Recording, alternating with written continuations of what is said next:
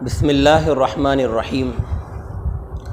صحابہ کرام کی مبارک اور مقدس جماعت میں ایک ممتاز نام حضرت سیدنا امیر معاویہ رضی اللہ تعالی عنہ کا شمار ہوتا ہے۔ وہ لوگ جو صحابہ کرام سے بغض رکھتے ہیں، عداوت رکھتے ہیں، اپنے دلوں میں صحابہ کے لیے نفرتیں پالتے ہیں، وہ محرم کے موقع پر واقعہ کربلا کے پس منظر میں حضرت سیدنا امیر معاویہ رضی اللہ تعالی عنہ کو تختہ مشق بناتے ہیں اور بڑی بڑی گستاخیاں اس صحابی رسول رضی اللہ عنہ کی شان میں کر ڈالتے ہیں۔ تو اس لیے مناسب ہے کہ ہم سب حضرت سیدنا امیر معاویہ رضی اللہ تعالی عنہ کی جو شان ہے صحابہ کرام میں اور آپ کی منقبت میں، حضور پاک صلی اللہ علیہ وآلہ وسلم کی مبارک زبان سے جو کلمات نکلے ہیں، اگر ہم اس کو جان لیں تو انشاءاللہ تعالی بغض معاویہ سے ہم محفوظ رہیں گے اور ہم یہ بات سمجھ پائیں گے کہ کسی بھی پہلو سے ایسا لفظ اور ایسا جملہ جو ہے صحابہ کرام کے کسی بھی فرد کے بارے میں بیان کرنا جو شان صحابیت کے لیے مناسب نہ ہو، تو وہ یقین جانیں ہر ایسا جملہ ہمیں جہنم کی طرف لے جائے گا۔ حضرت امیر معاویہ رضی اللہ تعالی عنہ صلح حدیبیہ کے بعد ایمان لے آئے تھے اور شروع میں آپ نے اپنے ایمان کو، اپنے اسلام کو اپنے ماں باپ سے چھپائے رکھا۔ بعد میں جب فتح مکہ ہوا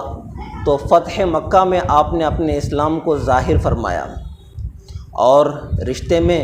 حضور پاک صلی اللہ علیہ وآلہ وسلم کے سسرالی رشتہ دار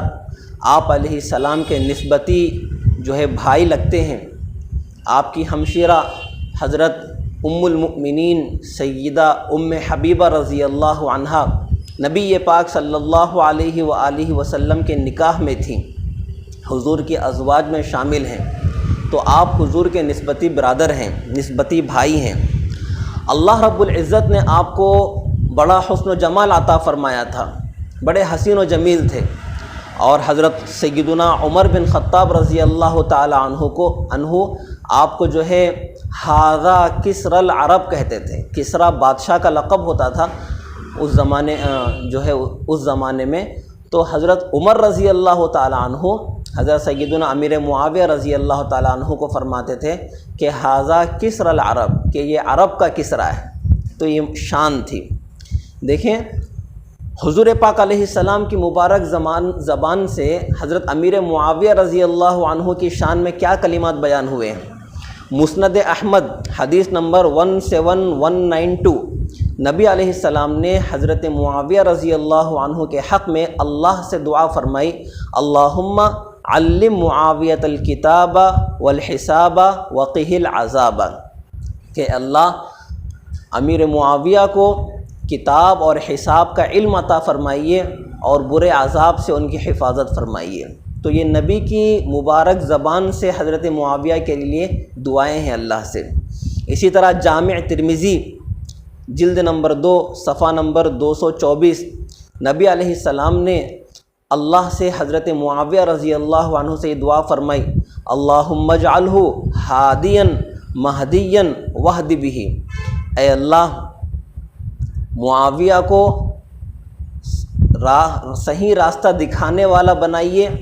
اور ہدایت یافتہ بنائیے اور اس کے ذریعے سے لوگوں کو ہدایت عطا فرمائیے۔ یہ نبی نے حضرت معاویہ کو دعا دی ہے۔ آگے دیکھیں تطہیر الجنان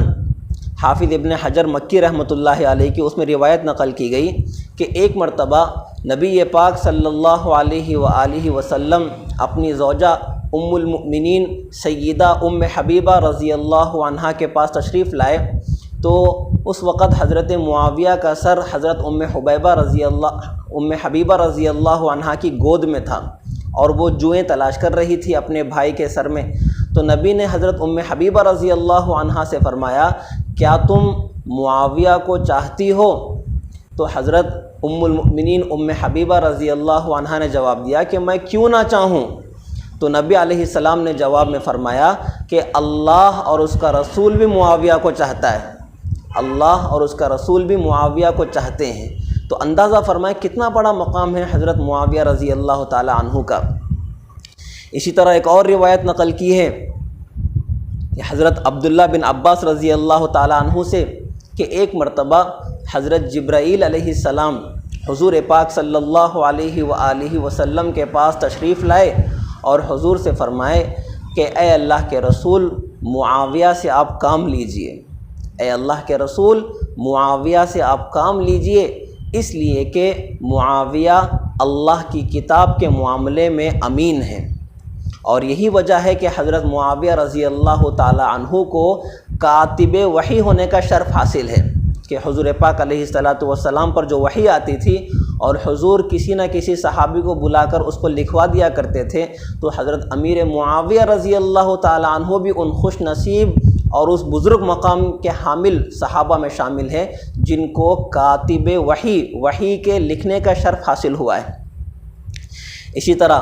حضرت امیر معاویہ رضی اللہ تعالی عنہ کی حضرت علی رضی اللہ تعالی عنہ سے جنگ ہوئی ہے، یہ تاریخ کی ایک حقیقت ہے، لیکن اس جنگ کے باوجود حضرت سیدنا علی بن ابی طالب رضی اللہ تعالی عنہ جو خلیفہ راشد ہے، چوتھے متفقہ خلیفہ ہے، وہ فرمایا کرتے تھے قتلایا و قتلا معاویہ فی الجنہ، کہ میرے لشکر کے مقتولین بھی اور معاویہ کے لشکر کے مقتولین بھی وہ جنت میں جائیں گے، وہ جنتی ہیں۔ تو حضرت علی رضی اللہ تعالیٰ عنہ فرمایا کرتے تھے المعجم الکبیر للطبرانی حدیث نمبر 688۔ اسی طرح البدایہ والنہایہ میں یہ بات نقل کی گئی ہے کہ حضرت عبداللہ بن مبارک رحمہ اللہ جو بہت بڑے پائے کے محدث ہیں، آپ سے سوال کیا گیا کہ حضرت امیر معاویہ رضی اللہ تعالیٰ عنہ زیادہ افضل ہے یا پھر عمر بن عبدالعزیز رحمہ اللہ زیادہ افضل ہے؟ تو حضرت عبداللہ بن مبارک رضی اللہ تعالیٰ عنہ نے کیا جواب دیا؟ جواب میں فرمایا کہ حضرت امیر معاویہ رضی اللہ عنہ کی ناک میں جو گرد و غبار داخل ہو گئی تھی، حضرت عمر بن عبدالعزیز رحمۃ اللہ علیہ سے وہ گرد و غبار بھی زیادہ افضل ہے۔ یعنی حضور کے ساتھ حضور صلی اللہ علیہ وسلم کی معیت میں حضرت امیر معاویہ کی ناک میں جو گرد و غبار داخل ہو گیا تھا، وہ گرد و غبار بھی حضرت عمر بن عبدالعزیز سے افضل ہے۔ تو اندازہ فرمائیں کہ صحابہ کرام کی اس مبارک جماعت میں اللہ کے ایک اس عظیم بندے اور اس خلیفہ عادل کا کتنا بڑا مقام ہے۔ جب ہم یہ مقام اچھی طرح سے سمجھ لیں گے، جان لیں گے، تو انشاءاللہ تعالی غلط لوگوں کے بہکاوے میں اور ان کی جھوٹی اور غلط قسم کی باتوں میں ہم نہیں آئیں گے، اور کسی بھی طرح سے کسی بھی صحابی کی شان میں ادنا درجے کی گستاخی کرنے کو بھی ہم اپنے ایمان کے چھن جانے کا سبب سمجھیں گے۔ اللہ پاک ہم سب کو صحیح بات سمجھ کر عمل کی توفیق عطا فرمائے۔ وما توفیقی الا باللہ۔